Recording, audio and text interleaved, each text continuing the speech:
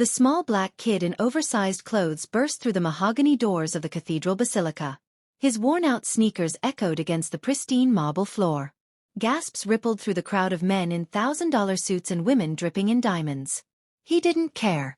He ran straight toward the altar where the Mafia Boss stood in his custom Armani tuxedo, right in front of his bride, a breathtaking Korean woman in a pearl-encrusted wedding gown that cost more than most people's houses. The bride's flawless face twisted in shock. Armed security guards in tactical gear rushed forward, hands moving toward concealed weapons. "Boss!" the boy shouted, his voice cracking with desperation. "Don't marry her. She's gonna kill you." The Wolf, as Marcus Volkov was known in the underworld, stared at this skinny street kid. Everyone thought this homeless boy was about to be dragged out and disappeared. But that's not what happened. The kid pulled out a battered phone from his pocket and pressed play. A woman's voice filled the cathedral, Ji-Yeon's voice, cold and calculated, discussing murder weapons, assassination timelines, and how to dismantle Marcus's empire piece by piece. 10 seconds. That's all it took for the most dangerous man in the city to realize he'd been played. He listened to the recording. His jaw clenched. His eyes went dead cold, the look that made men confess to crimes they didn't commit. Then he looked at his beautiful bride and he finally saw the predator beneath the perfect mask. Minutes later, he walked back to face the crowd and said the words that would shake the entire criminal underworld. "The wedding is off. And someone's about to learn what happens when you cross the wolf." Hello friends. Welcome to our story. Before we start, please like this video and subscribe. Also, tell us in the comments where you're watching from. New York, London, Canada, or anywhere you are watching from. We want to know. Marcus, the Wolf Volkov, was 38 years old, and he was the most feared man in the city. Not because he was the loudest or the most violent, but because he was the smartest. While other crime bosses made headlines with shootouts and drug busts, Marcus operated in the shadows where real power lived. He controlled the underground economy of the entire East Side. Illegal gambling, loan sharking, protection rackets, money laundering. If it made money outside the law, Marcus had his hand in it. His flagship operation was the Red Star Casino, a massive underground gambling palace hidden beneath a legitimate nightclub in the financial district. But Marcus wasn't just a criminal. He was complicated. He'd survived 2 assassination attempts, 3 FBI investigations, and countless betrayals. He'd built an empire, but he'd paid for it with blood, sleepless nights, and a soul he wasn't sure he still had. And lately, Marcus had been tired. Tired of the violence. Tired of looking over his shoulder. Tired of being alone. He wanted out. But you couldn't just quit the mafia. You needed an exit strategy. That's why Ji-Yeon Park seemed like a miracle when she walked into his life 18 months ago. She was stunning, a 28-year-old Korean-American heiress with elegant beauty that made entire rooms go quiet. Her father, David Park, owned one of the most powerful investment firms in the city. The kind of firm that could make dirty money clean. Marcus thought marrying Ji-Yeon would be his ticket to legitimacy. He could leave crime behind, start fresh, build something real. But Marcus didn't know the truth about Ji-Yeon. Nobody did. Nobody except one person, and that person was Tyrell. Tyrell Jackson was 13 years old, but life on the streets had made him look both older and younger at the same time. Older because his eyes had seen too much pain. Younger because he was small and thin from not eating enough. He'd been homeless for 18 months, ever since his grandmother died. Tyrell had no other family. His mother had abandoned him as a baby. His father was in prison. The government put him in foster care, but the foster father drank and had a temper. After being hit the 3rd time, Tyrell ran. He was 12 years old, black, and completely alone in a city that had no mercy for kids like him. Living on the streets was brutal, but Tyrell learned fast. He learned which dumpsters had the best food. He learned which subway stations were warmest in winter. Most importantly, he learned to be invisible. Homeless kids attracted the wrong kind of attention. Cops, social workers, predators. So Tyrell perfected the art of disappearing, of moving through the world like a ghost. His best hiding spot, the place he felt safest, was the Red Star Casino. Marcus's underground gambling empire. The Red Star was hidden beneath a trendy nightclub in the financial district. Tyrell had discovered it by accident 6 weeks ago, following well-dressed people through a service entrance that hadn't closed all the way. What he found underground was unbelievable. A A massive casino with slot machines, card tables, and roulette wheels, all bathed in red light. Men in expensive suits gambled away fortunes. Women in evening gowns drank champagne. And security was everywhere. But security watched for cheaters and troublemakers, not for a skinny kid in a hoodie keeping to the shadows. The casino was warm. It had food. And it had hiding spots, behind industrial air conditioning units, in unused storage rooms, in the maze of service corridors. A kid who knew how to be invisible could find places to sleep where nobody would notice him. Tyrell had been living there, sleeping in a storage room behind a broken slot machine. He'd seen Marcus Volkov touring the floor occasionally, and even though Tyrell didn't know exactly who Marcus was, he knew the man was dangerous. Everyone reacted to Marcus like he was a loaded gun, respectful, fearful, careful. But Tyrell had also noticed something others might miss. Marcus never yelled at his employees. When a drunk customer became abusive toward a cocktail waitress, Marcus had the man removed but made sure the waitress got the rest of the night off with pay. Once, Marcus had helped an elderly janitor struggling with a heavy trash bag, despite wearing a suit that probably cost more than the janitor made in 6 months. The boss was complicated. Dangerous, yes. Criminal. Definitely. But not evil.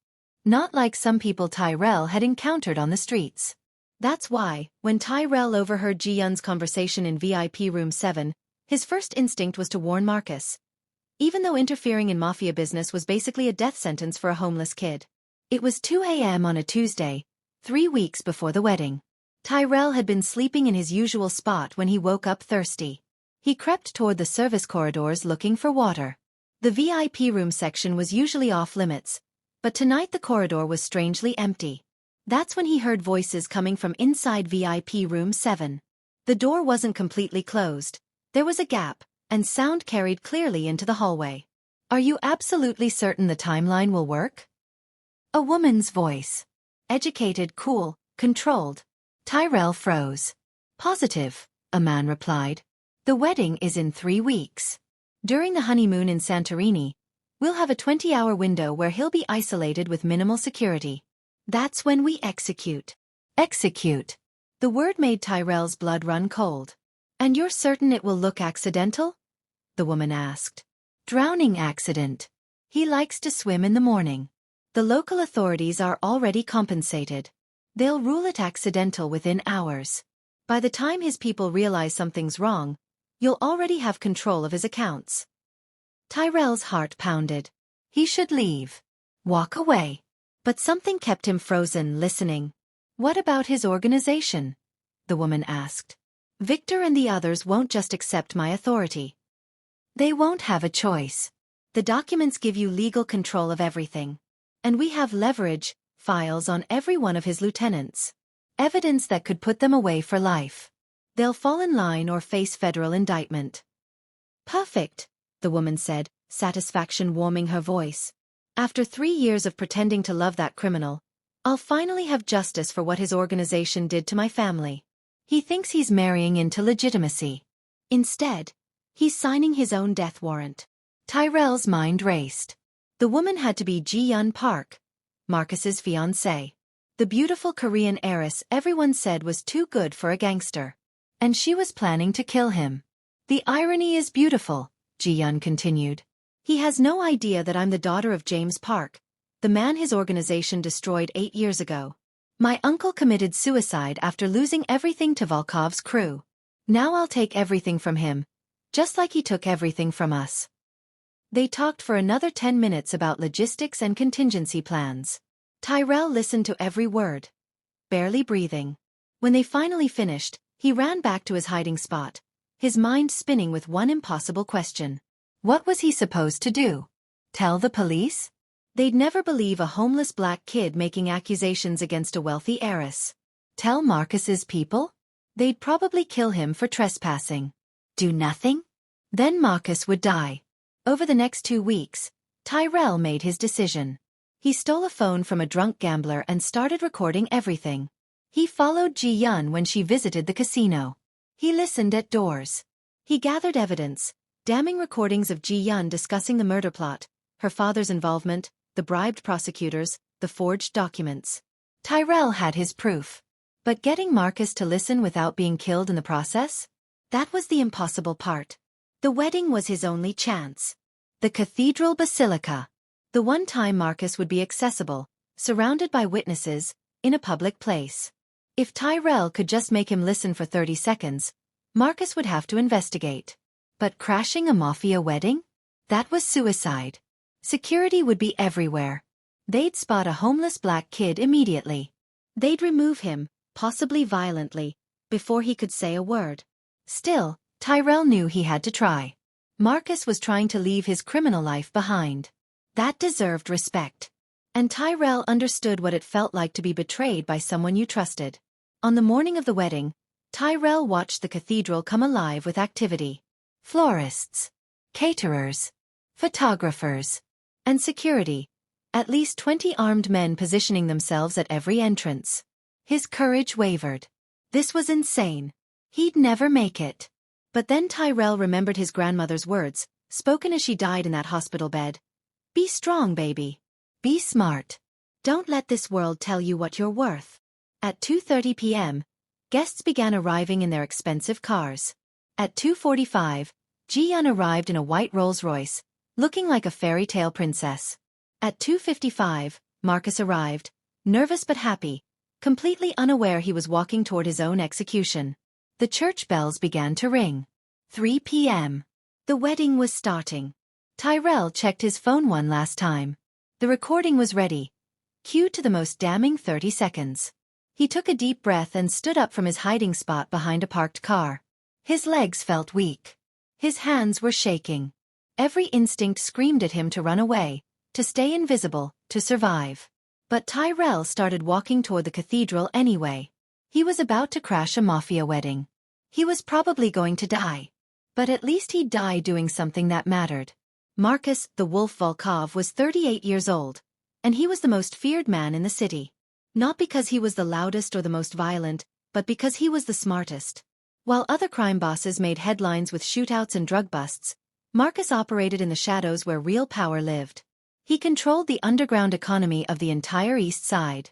Illegal gambling, loan sharking, protection rackets, money laundering. If it made money outside the law, Marcus had his hand in it. But unlike the gangsters in movies, Marcus wore tailored suits, spoke 4 languages, and could discuss art and philosophy as easily as he discussed territorial disputes. His flagship operation was the Red Star Casino, a massive underground gambling palace hidden beneath a legitimate nightclub in the financial district. The casino never closed. Money flowed 24/7. Politicians gambled there. CEOs lost fortunes there. And Marcus collected intelligence on all of them. Information was his real currency. But Marcus was tired. He'd been in this life for 20 years, since he was 18 and running numbers for his uncle's crew. He'd survived 2 assassination attempts, 3 FBI investigations, and countless betrayals. He'd built an empire, but he'd paid for it with blood, sleepless nights, and a soul he wasn't sure he still had. He had no family. His parents died when he was young. No wife. Romantic relationships in his world were usually transactions or traps. No children. What kind of life could he offer a child? He was surrounded by people but utterly alone. And lately, that loneliness had started to feel like a prison sentence. Months ago, she was attending a charity gala at the art museum. One of those events where the city's legitimate elite rubbed elbows and pretended crime didn't exist. Marcus attended because he'd been trying to build connections with the legal business world. He wanted out of crime, but you couldn't just quit the mafia. You needed an exit strategy, a way to legitimize your money and disappear into respectability. Ji-Yeon was stunning. 28 years old, Korean American, with a kind of elegant beauty that made entire rooms go quiet when she entered. She wore a midnight blue gown and carried herself like royalty. Her father, David Park, owned one of the most powerful investment firms in the city, the kind of firm that could make dirty money clean. They'd met at the champagne table. She'd smiled at him, not the nervous smile most people gave him when they knew who he was, but a genuine warm smile. They'd talked about art, about philosophy, about the masks people wore in society. Everyone here is pretending to be something they're not, she'd said, looking around at the crowd. At least you're honest about who you are, Mr. Volkov. There's something refreshing about that. Marcus had been hooked from that moment.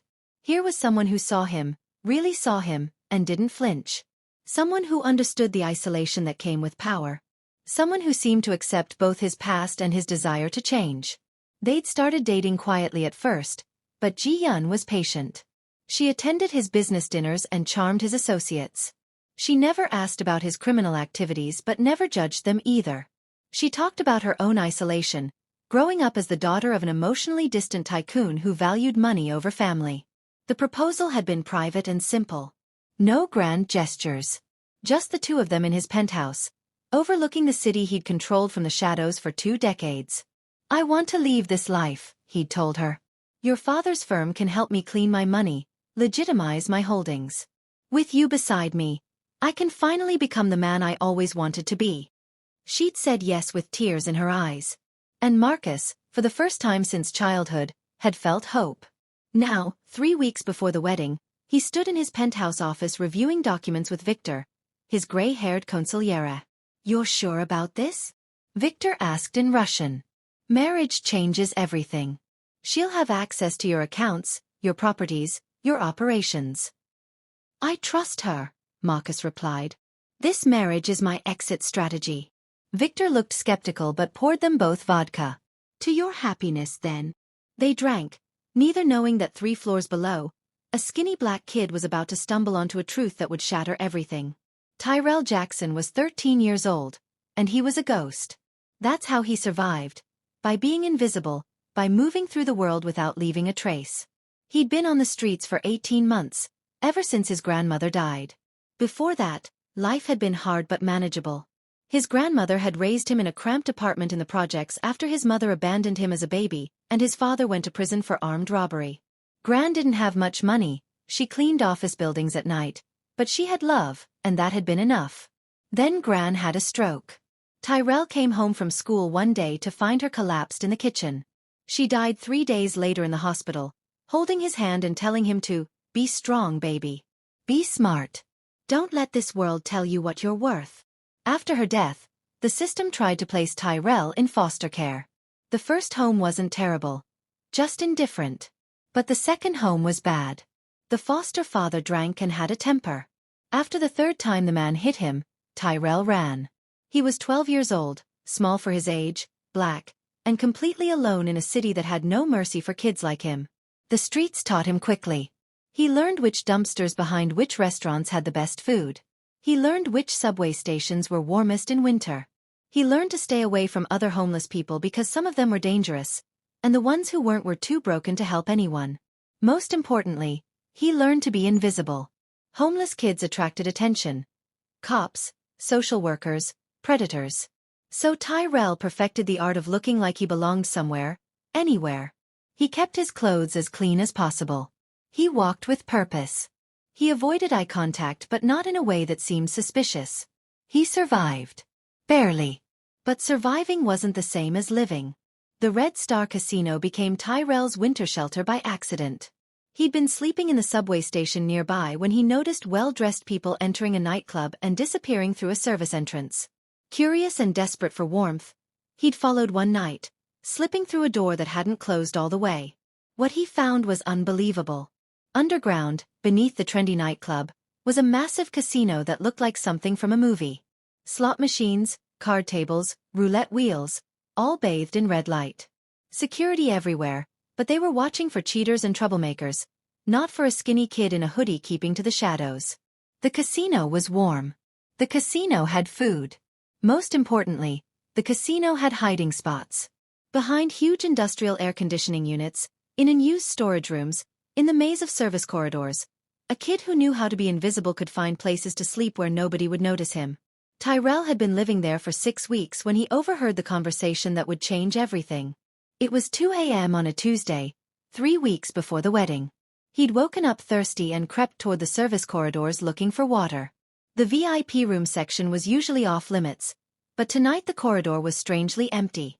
That's when he heard voices coming from inside VIP room 7. The door wasn't completely closed, and sound carried clearly into the hallway. "Are you absolutely certain the timeline will work?" A woman's voice. Educated, cool, controlled. Positive. "The wedding is in 3 weeks. During the honeymoon in Santorini, we'll have a 20-hour window where he'll be isolated with minimal security. That's when we execute. Execute. The word made Tyrell's blood run cold. And you're certain it will look accidental? Drowning accident. He likes to swim in the morning. The local authorities are already compensated. By the time his people realize something's wrong, you'll already have control of his accounts through the power of attorney he'll sign right after the wedding. Tyrell should have left. This was mafia business, and street kids who got involved in mafia business ended up dead. But something kept him frozen in place. What about his organization? Victor and the others won't just accept my authority. They won't have a choice. The documents give you legal control of everything. And we'll have leverage. My team has files on every one of his lieutenants. They'll fall in line or face federal indictment. Perfect. After 3 years of pretending to love that criminal, I'll finally have justice for what his organization did to my family. He thinks he's marrying into legitimacy. Instead, he's signing his own death warrant. The woman had to be Ji-Yeon Park, Marcus's fiancée. The beautiful woman everyone said was too good for a gangster. She was planning to kill him. Tyrell listened to every word, his body pressed against the wall, barely breathing. When they finally prepared to leave, he ran back to his hiding spot and lay there in the darkness, his mind spinning. What was he supposed to do? The police wouldn't believe a homeless black kid making accusations against a wealthy heiress. Marcus's own people would probably kill him for trespassing. But if he did nothing, Marcus would die. And from what Tyrell had seen, Marcus wasn't a monster. He'd been kind to his employees. He'd helped an elderly janitor. He was trying to leave his criminal life behind. Didn't he deserve to know he was walking into a trap? Over the next 2 weeks, Tyrell followed Ji-Yeon when she visited the casino. He listened at doors. He recorded everything on a phone he'd stolen from a drunk gambler. The recordings were damning. Discussions of the murder plan, conversations about paid-off prosecutors, details about forged documents. Tyrell had his proof. But now came the impossible part. Getting Marcus to listen without getting killed in the process. Ji-Yeon Park stood in her penthouse apartment, looking at her reflection in the full-length mirror. Her wedding dress hung beside her, a custom Vera Wang masterpiece, encrusted with pearls and crystals. It cost $150,000. It was the most beautiful dress she'd ever seen. And wearing it would be the best performance of her life. She picked up the framed photograph from her dresser. Her uncle, James Park, smiling at a family gathering 3 years before his death. Uncle James had been more than family. He'd been her mentor, her protector, the man who treated her like a daughter when her own father was too busy building his empire. Uncle James had owned a string of legitimate businesses in Koreatown. Restaurants, import shops, a small real estate portfolio. Nothing spectacular, but honest work that provided for his family and gave employment to the Korean immigrant community. Then Marcus Volkov's organization had decided they wanted the territory. They'd started with threats, then moved to violence. They'd burned Uncle James's restaurant. They'd scared off his tenants. They'd systematically destroyed every business he'd built, forcing him into bankruptcy. Uncle James had tried to fight back. He'd gone to the police, but Volkov's people had connections there too. He tried to rebuild, but every time he started over, something went wrong. Permits mysteriously denied, suppliers suddenly refusing to work with him, vandalism that insurance wouldn't cover. Within 2 years, Uncle James had lost everything. His wife left him, taking their children. His friends abandoned him. He'd become a broken man, living in a studio apartment and drinking himself to sleep every night. Ji-Yeon had been 23 then, fresh out of graduate school with an MBA from Columbia. She'd tried to help, giving him money, trying to find him work. But Uncle James's spirit was shattered. In Korea, we had nothing but our dignity, he told her once. I came to America to build something to matter. Volkov took that from me. He didn't just take my businesses, he took my reason to live. 3 months later, Uncle James had stepped in front of a subway train. Ji-Yeon's father, David Park, had suffered a massive heart attack from the stress of watching his brother destroyed.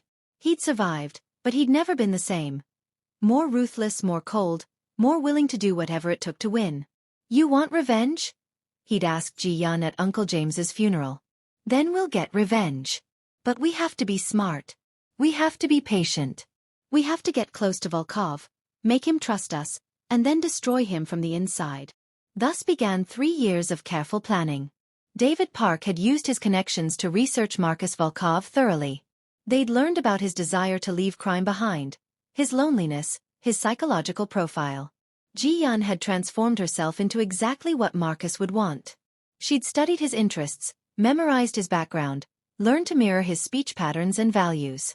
She'd arranged the accidental meeting at the museum gala, making it seem like fate rather than a carefully orchestrated encounter. And it had worked perfectly. Marcus had fallen for her, not just for her beauty, but for the illusion of understanding and acceptance she'd created. She'd told him what he needed to hear, that she saw past his criminal reputation to the man beneath, that she accepted his past while believing in his capacity to change. It had been exhausting. Every smile required effort. Every conversation required calculation. There were moments when she'd almost felt sympathy for Marcus. He was, in his own way, a lonely man seeking redemption. But then she'd remember Uncle James's face as his life fell apart, and her resolve would harden. The mercenary team her father had hired was professional and discreet. The leader, a former Navy SEAL named Crawford, specialized in making murders look like accidents. Rich men drown on vacation all the time, he told her during their first meeting. Especially men who swim alone early in the morning after drinking the night before. The legal documents were equally sophisticated. Her father had paid top lawyers to create paperwork that would transfer control of Marcus's assets to her immediately upon marriage. The power of attorney documents she'd have Marcus sign during their honeymoon would give her authority to act on his behalf. Meaning she could freeze his accounts, lock his organization out of their own operations, and transfer money before anyone realized what was happening. You'll control everything within 72 hours of his death, her father had explained. By the time they organize any resistance, we'll have federal prosecutors threatening them with RICO charges unless they cooperate.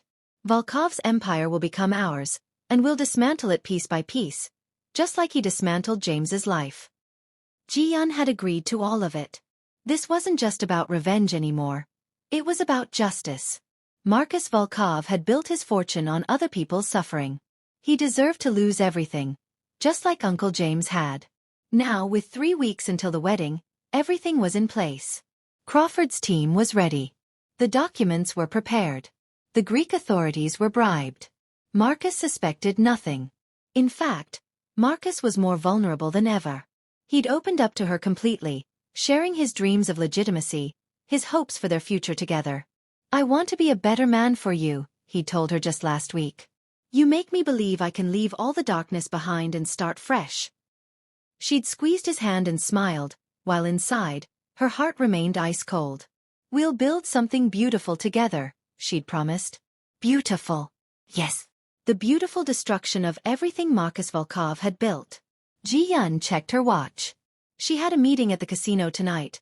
One final coordination session with Crawford to confirm the Santorini timeline. They'd be using VIP Room 7, which Marcus had given her permission to use any time. He trusted her completely. Fool. She put Uncle James's photograph back on the dresser and picked up her purse. In 3 weeks, this would all be over. Marcus would be dead, his organization would be hers to destroy, and Uncle James would finally be avenged. She'd worn a mask for 3 years. She could wear it for 3 more weeks. What Ji-Yeon didn't know was that in the shadows of the very casino where she'd been meeting with Crawford, a 13-year-old boy with nothing to lose had been listening to every word of her carefully constructed conspiracy. And that boy was about to tear her perfect plan to pieces. Tyrell had recorded 6 different conversations over 2 weeks. Each one made Ji-Yeon's intentions clearer and more damning. The phone he'd stolen, an older iPhone with a cracked screen, was his most valuable possession now. He kept it charged using outlets in the casino's service corridors and guarded it like treasure. On that phone was evidence of conspiracy to commit murder, fraud, bribery of public officials, and more crimes than Tyrell could even name. But having evidence and being able to use it were 2 different things. Tyrell spent his days in the city, trying to figure out what to do. He couldn't go to the police. What proof did he have that the recordings weren't fake? What credibility did a homeless black teenager have against a wealthy Korean heiress and her powerful father? They'd probably arrest him for theft of the phone before they'd listen to anything else. He couldn't approach Marcus's people directly. The casino security would grab him before he got close, and even if they didn't, why would Victor or any of Marcus's lieutenants believe him? They'd assume he was a con artist trying to exploit their boss, or worse, working for a rival organization trying to disrupt the wedding. The wedding itself was his only option. It was the only time Marcus would be accessible, surrounded by witnesses, in a public place where Tyrell couldn't simply be disappeared. If he could get to Marcus during the ceremony, if he could make him listen to even 30 seconds of the recording, Marcus would have to investigate. The man hadn't survived 20 years in the Mafia by ignoring warnings. But getting into the wedding would be nearly impossible. The cathedral basilica where the ceremony would take place was one of the city's most prestigious churches. It would be locked down tight.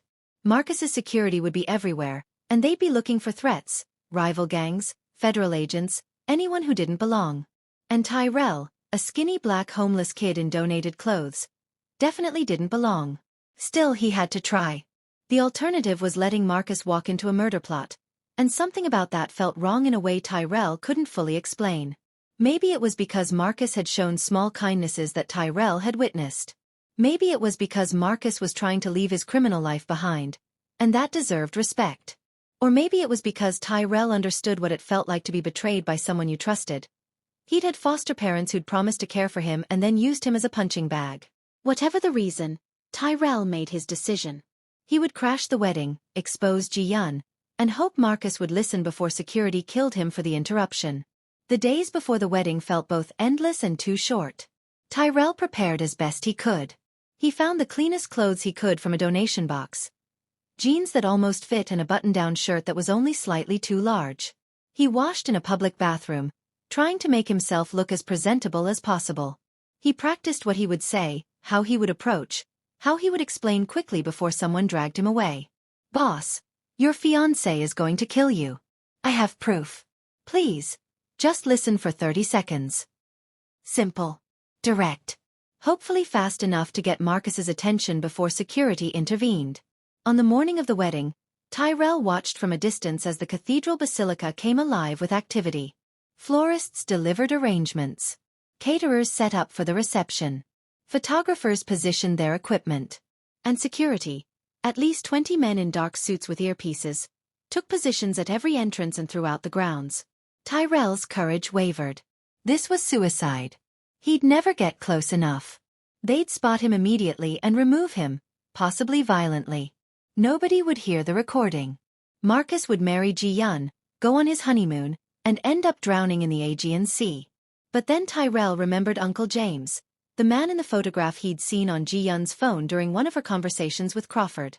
Uncle James had been a legitimate businessman trying to operate in territory that Marcus's organization wanted. He'd been collateral damage in a gang war. Just like Tyrell was collateral damage in a society that didn't care about homeless black kids. Maybe that's what this was really about.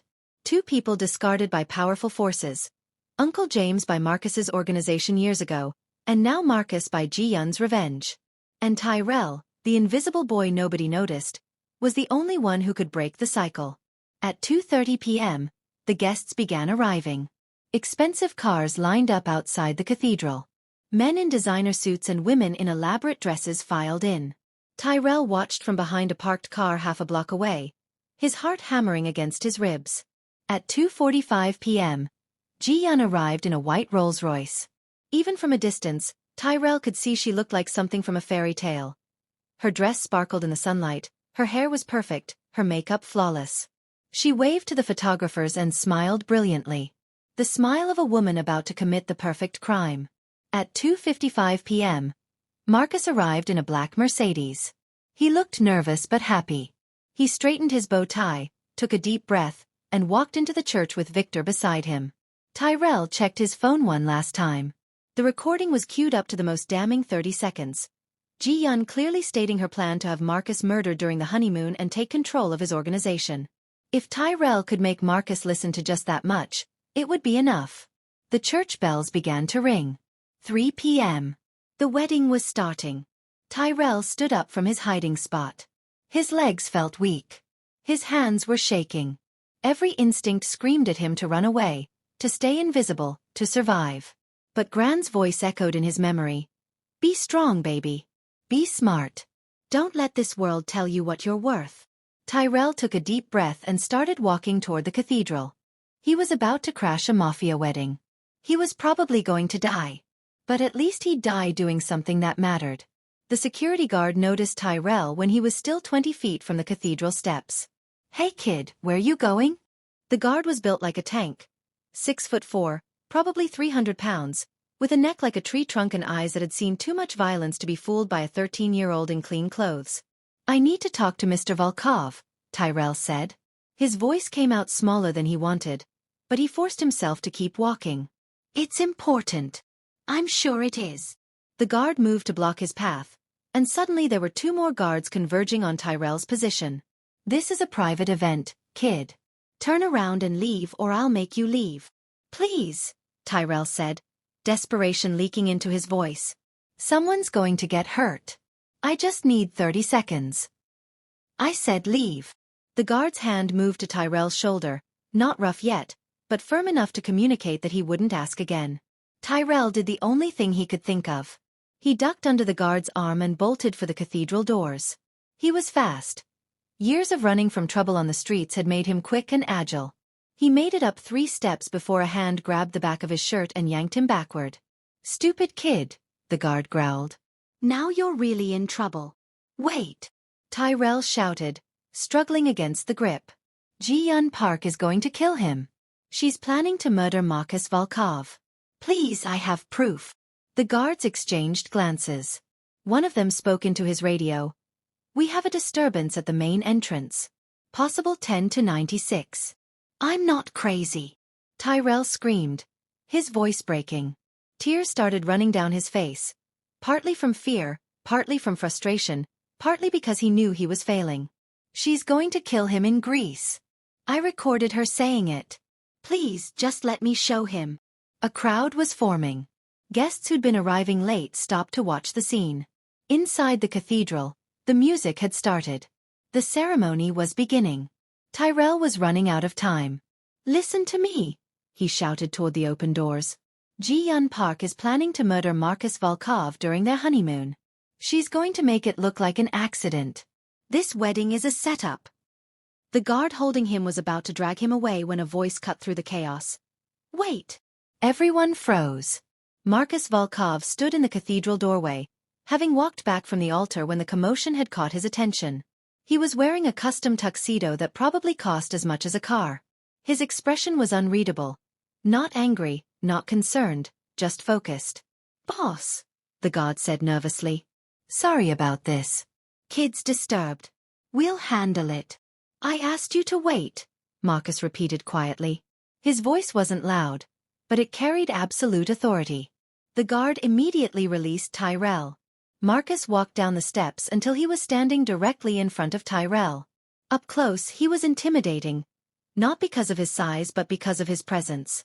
This was a man who'd survived 20 years in the most dangerous business in the world by reading people accurately. His eyes studied Tyrell. Really studied him. Taking in the clean but ill-fitting clothes, the skinny frame that spoke of too many missed meals, the tears on the boy's face, the smartphone clutched desperately in shaking hands. "Who are you?" Marcus asked. "Nobody," Tyrell said honestly. I live in your casino. In the storage room behind the broken slot machines. I've been there for 6 weeks. Nobody noticed because I'm good at being invisible." A flicker of surprise crossed Marcus's face. "You've been living in my casino?" "Yes, sir." "I'm sorry. I know it's wrong. But I had nowhere else to go, and it was warm, and I tried not to take anything except some food from the staff room sometimes." "That's not what I'm asking about right now," Marcus interrupted, but his tone wasn't harsh. "You said my fiancée is planning to kill me. That's quite an accusation. Why should I believe you?" "Because I recorded her," Tyrell said. He held up the phone with both hands, like an offering. "I was hiding in the service corridor 3 weeks ago. I heard her and some guy talking in VIP room 7. They were planning everything.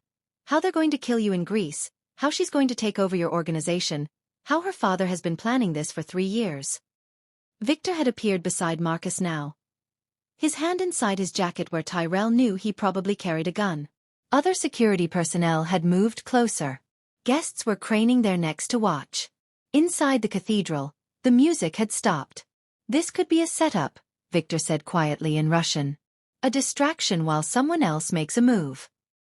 Check, Marcus replied in English, and immediately security started sweeping the perimeter. But Marcus's attention stayed on Tyrell. Let me see the phone.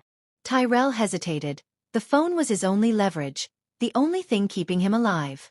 If he gave it up, they could just kill him and destroy the evidence. But what choice did he have? He handed the phone to Marcus with trembling hands. Marcus looked at the screen.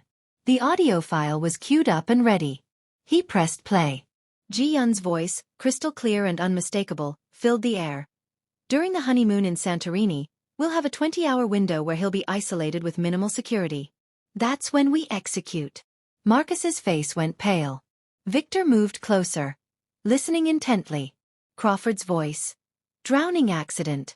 The local authorities are already compensated. They'll rule it accidental within hours. Ji-Yeon again.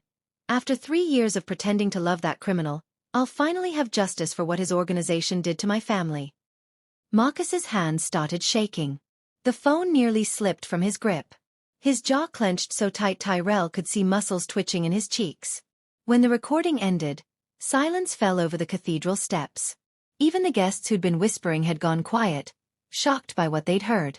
Marcus stood frozen, staring at the phone like it was a live grenade. Then slowly, deliberately, he raised his eyes to look at the cathedral doors, where, somewhere inside, Ji-Yeon waited in her beautiful dress. How many more recordings do you have? Marcus's voice was emotionless, flat, controlled, which somehow made it more terrifying. 5 more, Tyrell whispered. All of them saying the same thing. Marcus handed the phone to Victor. Check it. All of it. While Victor listened to the other recordings, Marcus knelt down so he was at eye level with Tyrell. The man's brown eyes looked haunted, the eyes of someone whose entire worldview had just shattered. What's your name? He asked gently. Tyrell. Tyrell Jackson. Tyrell, Marcus repeated. You just saved my life. Do you understand that? If you hadn't been brave enough to come here today, I would have married that woman. I would have gone to Greece. And I would be dead within a week. Tyrell nodded, not trusting himself to speak. Why? Marcus asked. You're a kid living on the streets. You could have stayed invisible. Why risk yourself for someone like me? Tyrell thought about Uncle James, destroyed by forces he couldn't control. He thought about his own grandmother, worked to death by a system that didn't care. He thought about all the invisible people the world stepped over every day. Because nobody else would, Tyrell said simply. Because I know what it's like when bad people get away with hurting people. And because you're trying to be better, right? That should mean something. Something in Marcus's expression cracked. For just a moment, the dangerous mafia boss disappeared and Tyrell saw just a man.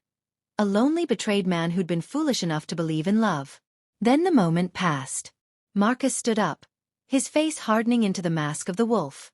Victor, he called. Boss, these recordings are real, Victor confirmed grimly. It's her voice. The details match our Santorini preparations. She's been gathering information this whole time. Marcus nodded slowly. I want Crawford and his team located immediately. I want surveillance on David Park. And I want Ji-Yeon's phone records for the last 18 months. Boss, Victor said carefully. What are you going to do? Marcus looked at the cathedral, where 200 guests and one beautiful murderous bride waited for him. I'm going to end this, he said coldly. Right now. He turned back to Tyrell. Can you walk up that aisle with me? Can you be brave for a few more minutes? Tyrell's eyes went wide. You want me to come inside? I want everyone to see who saved me, Marcus said.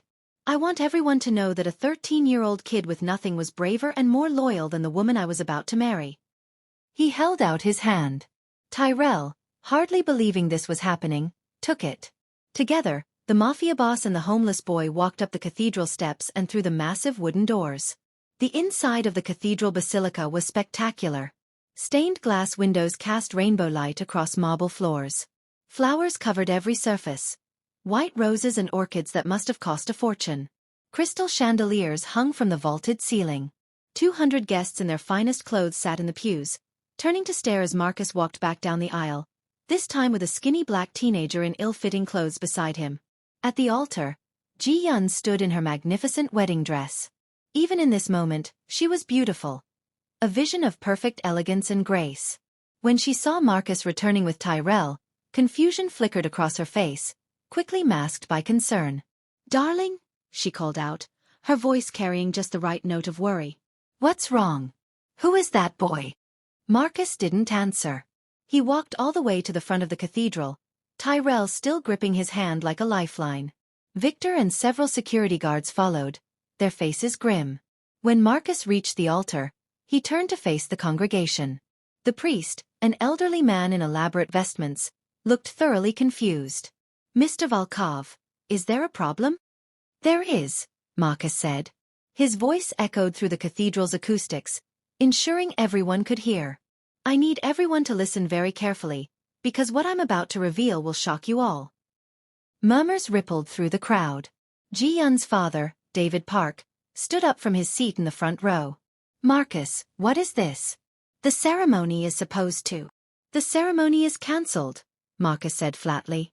"Because I just learned that my bride has been planning to murder me since the day we met." Gasps. Shouts of disbelief. People jumped to their feet. Ji-Yeon's hand flew to her mouth in what looked like perfect shock and horror. "Marcus, what are you talking about?" she cried. "That's insane. How could you?" "This boy," Marcus interrupted, pulling Tyrell slightly forward, "has been living secretly in my casino for 6 weeks. 3 weeks ago, he overheard you and a mercenary named Crawford planning my assassination. He's been recording your meetings ever since." All color drained from Ji-Yeon's face. The performance cracked for just a second. Tyrell saw cold calculation flash through her eyes as she processed what Marcus had said. Then the mask slammed back into place. "That's absurd," Ji-Yeon said, her voice shaking. "Marcus, this is clearly a disturbed child trying to disrupt our wedding. Maybe someone put him up to it." "Play the recording," Marcus said to Victor. Victor had already connected Tyrell's phone to the cathedral's sound system. With a click, Ji-Yeon's voice filled the enormous space. "During the honeymoon in Santorini, we'll have a 20-hour window where he'll be isolated with minimal security. That's when we execute." The cathedral erupted in chaos. People shouted questions. Some guests tried to leave. Security blocked the exits. But Ji-Yeon's voice continued relentlessly from the speakers. "After 3 years of pretending to love that criminal, I'll finally have justice for what his organization did to my family. He thinks he's escaping his criminal past through me. He has no idea that I'm the daughter of James Park, the man his organization destroyed 8 years ago." David Park, still standing, went rigid. His face turned ashen. "My uncle committed suicide after losing everything to Volkov's crew," Ji-Yeon's voice continued. "Now I'll take everything from him, just like he took everything from us." Victor stopped the recording. The silence that followed was deafening. Marcus turned to face Ji-Yeon. Up close, Tyrell could see that the Mafia Boss was shaking. Not with fear, but with barely controlled rage. 3 years, Marcus said quietly. 3 years you pretended. Every smile. Every conversation. Every time you said you loved me. It was all a lie. Ji-Yeon's mask was fully shattered now. The gentle, loving fiancé was gone. In her place stood someone cold and hard. "You destroyed my family," she hissed. "My Uncle James was a good man. Your organization targeted him because you wanted his territory. You crushed him systematically until he had nothing left. He killed himself because of you." "I didn't even know who James Park was," Marcus said. "That territory war was 8 years ago." "You ran the organization," Ji-Yeon screamed, her composure completely gone. "You gave the orders. You built your empire on the bodies of people like Uncle James. You don't even remember destroying him because he was beneath your notice. So your answer was to destroy me?" Marcus's voice was eerily calm. "To make me fall in love with you, to plan my murder, to steal everything I've built? It's called justice," Ji-Yeon spat. "An eye for an eye. You took everything from my family. I was going to take everything from you." David Park finally found his voice. "Ji-Yeon, be quiet. Don't say anything else." "Why?" Ji-Yeon whirled on her father. "They already have the recordings. It's over, father. We lost." She turned back to Marcus. "But you know what? I'm glad it's out. I'm tired of pretending to love a criminal. You want to know if I ever cared about you? Not for 1 second. You were a job. A target. And if this stupid kid hadn't interfered, you'd be dead in a week. She looked at Tyrell with pure hatred. How? How did a homeless brat ruin 3 years of planning? Because I was invisible, Tyrell said quietly. Just like Uncle James was invisible to Mr. Volkov. You didn't think someone like me could matter. So you talked freely. You never looked in the shadows. And that's where I was. Listening to everything. Marcus's hand tightened on Tyrell's shoulder. Not roughly, but protectively. Victor, Marcus said. Call the police. All of them, Ji-Yeon, David Park, Crawford and his team.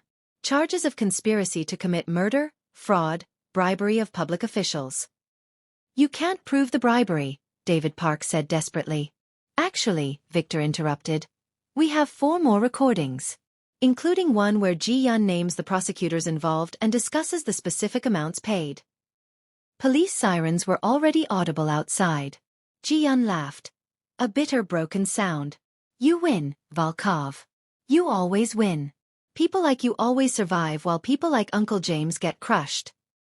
No, Marcus said softly. I didn't win. I lost. I lost 3 years believing someone actually loved me. I lost my chance at a legitimate life. And I lost whatever faith I had left that I could escape my past. The police entered then, a dozen officers in uniform, followed by federal agents. They moved quickly, professionally. Ji-Yeon, still in her wedding dress, was handcuffed. David Park didn't resist as they cuffed him too. Crawford and his men were separated and led away. As they took Ji-Yeon past Marcus, she stopped. You know what's funny? I almost felt sorry for you sometimes. You actually believed you could change. But people like you don't change, Marcus. You'll die in this life, just like you would have died in Greece. The method doesn't matter. The result is inevitable. Marcus didn't respond. He just watched as they led her away, the train of her wedding dress dragging on the floor. When the police had cleared out, Marcus finally released Tyrell's shoulder. They stood together at the altar, surrounded by chaos. Abandoned flower arrangements, empty pews, the detritus of a wedding that would never happen. What now? Tyrell asked quietly. Marcus looked down at him. Now? Now I figure out what to do with the brave, foolish kid who saved my life. Tyrell's heart sank. Was Marcus angry? But then Marcus did something unexpected. He knelt down again, bringing himself to Tyrell's eye level. Tyrell Jackson, he said formally. You risked everything to warn me. You didn't have to do that. You could have stayed hidden and safe. But you chose to be brave. You chose to do the right thing, even though it could have gotten you killed. He paused. I don't have much family. No wife, no children, no close relatives. My organization is loyal, but it's business, not family. But you showed me something today. You showed me what real loyalty looks like. What courage looks like. Marcus extended his hand. How would you like to not be homeless anymore? Tyrell stared at the offered hand. What? I have a house. Too big for one person. Multiple bedrooms. I'm offering you one. A safe place to live. Food. School. Everything a kid should have. Why? Tyrell whispered. Why would you do that? Because you saved my life, Marcus said simply. And because I just realized something. Maybe I can't legitimize my business by marrying into respectability. Maybe that was always a fantasy. But maybe I can do something good with what I have. Starting with making sure you never have to sleep in a storage room again. Tyrell felt tears building in his eyes. I'm just a street kid. I've got problems. I'm not worth. Stop, Marcus interrupted gently. Don't ever say you're not worth something. You're worth more than Ji-Yeon with all her elegance and planning. Because when it mattered, you chose to do the right thing. That's worth everything. He stood up, still holding out his hand. So what do you say, Tyrell? Want to give me a chance to be better than the man who destroyed Uncle James? Let me prove that people can change. Tyrell looked at the hand, strong, steady, offering something he'd stopped believing he could have. A home. Safety. Someone who cared. He took Marcus's hand. Okay, he said. Okay. 6 months later, Tyrell sat at the kitchen table in Marcus's penthouse, working on his algebra homework. He was caught up in school now, actually ahead in some subjects. Marcus had hired tutors, but Tyrell had discovered he was naturally good at math when someone actually took the time to teach him properly. The penthouse had become home. His room was bigger than any place he'd ever lived, with an actual bed, a desk, bookshelves full of books Marcus had helped him pick out, and a window overlooking the city. He had clothes that fit. 3 meals a day. Things he'd never even dreamed of 6 months ago. But more than the material things, he had Marcus. The Mafia Boss, though Tyrell was learning he was becoming less of a Mafia Boss every day, had kept his word. He'd enrolled Tyrell in a good private school. He showed up for parent-teacher conferences. He helped with homework, though his math skills were better than his English. He made sure Tyrell had dinner every night and asked about his day. It wasn't perfect.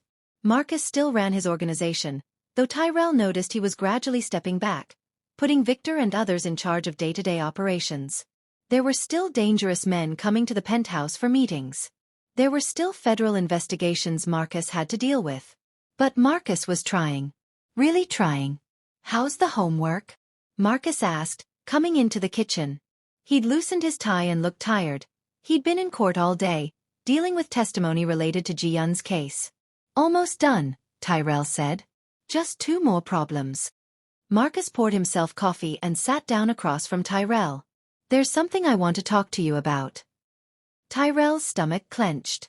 Even after 6 months, part of him still waited for the other shoe to drop. For Marcus to change his mind, to decide Tyrell was too much trouble. The adoption paperwork is ready, Marcus said. My lawyer filed it with the court last week.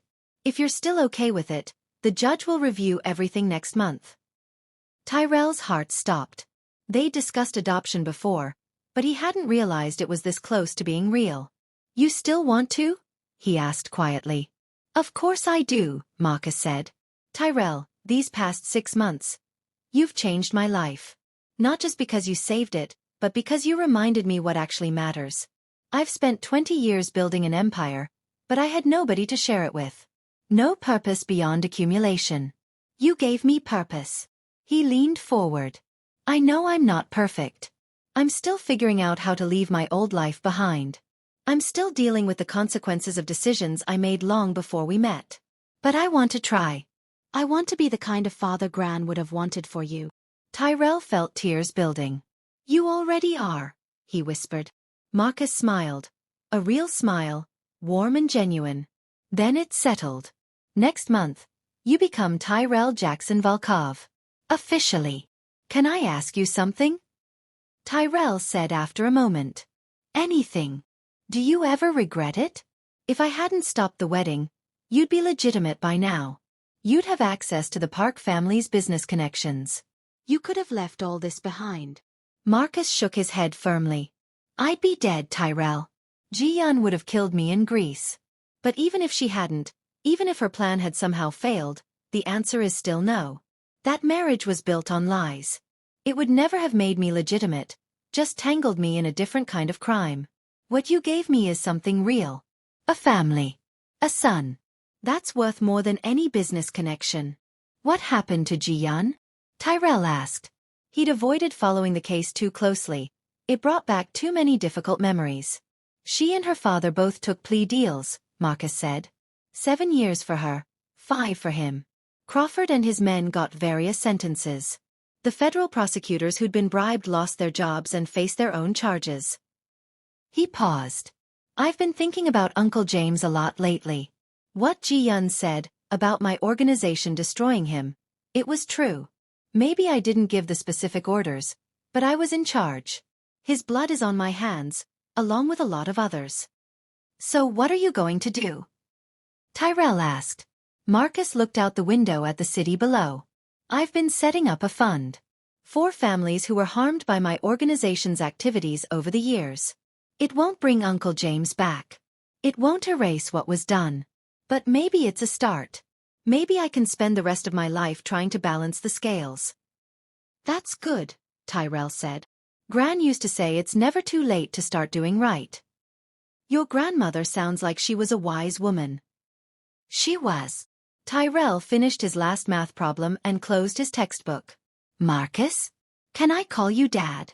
Marcus's eyes went shiny with tears. I would be honored. Okay, Tyrell said, smiling. Okay, Dad.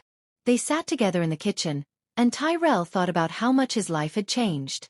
6 months ago, he'd been a homeless kid sleeping behind slot machines, invisible to the world. Now he had a home, a family, a future. All because he'd chosen to be brave for 30 seconds. Over the next year, Marcus systematically dismantled his criminal empire.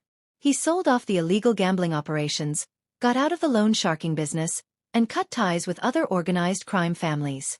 It wasn't easy. People like Victor urged him to reconsider, warning that going legitimate would make him vulnerable. But Marcus was determined. I want my son to be proud of what I do, he told Victor. I want to look him in the eye and tell him honestly how I make my living. He used his considerable wealth to start legitimate businesses. Restaurants, real estate development, even a private security firm. The Red Star Casino was sold. The underground operations were shut down or transferred to others. It took 3 years, but eventually Marcus Volkov was no longer a mafia boss. He was just Marcus, businessman, philanthropist, and father to a bright young man who was thriving in high school and talking about college. Tyrell never forgot where he came from. On weekends, he and Marcus volunteered at homeless shelters. Marcus had started a foundation specifically to help at-risk youth, kids aging out of foster care, homeless teenagers, anyone who needed a second chance.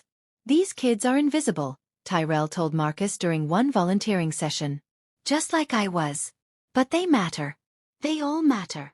I know, Marcus said, watching Tyrell talk with a scared-looking 12-year-old who'd been living on the streets for 3 months.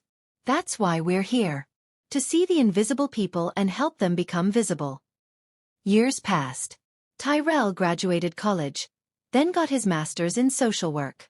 He eventually took over running Marcus's youth foundation, expanding it to serve thousands of at-risk kids across the city. Marcus retired completely from all business activities at age 55. He and Tyrell traveled together, spent holidays together, and built the kind of family neither of them had thought possible. When people asked Tyrell how he'd gone from homeless street kid to successful social worker with a loving father, he always told them the same story. I was living in the shadows of a casino when I overheard a murder plot. I could have stayed invisible. I could have stayed safe. But I chose to be brave for 30 seconds. I crashed a mafia wedding and exposed the truth. He'd smile and add, that moment of courage changed everything. It saved a man's life and gave me a family. It proved that invisible people can matter. That street kids have worth. That one brave choice can break cycles of violence and revenge and create something better. We saved each other. And that's what family does. Real family, the kind you choose. It shows up when it matters. It tells the truth even when it's hard. It breaks cycles instead of continuing them. And that's the truth about redemption. It's possible, even for mafia bosses and homeless kids. Even when the world says you're worthless. Even when change seems impossible. You just have to be brave enough to try.